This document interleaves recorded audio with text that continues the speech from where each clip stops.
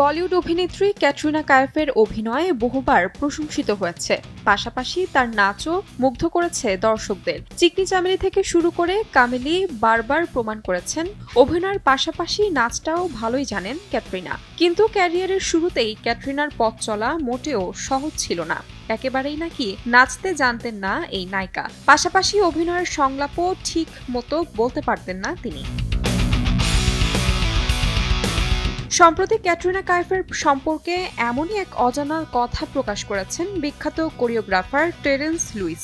তিনি জানান, ক্যাটরিনা বছরের পর বছর ধরে নৃত্যশিল্পী হিসেবে নিজেকে ঘষামাজা করেছেন। ক্যাটরিনার প্রথম সিনেমা বুম, সেই সময়ে নাচের কোনো প্রশিক্ষণই ছিল না তার। টেরেন্সের কথায়, ওর সঙ্গে একটা শো করার পর মনে হয়েছিল মেয়েটা তো নাচতেই পারে না, সেই সাথে ওর দেহের গঠনও ঠিক নেই।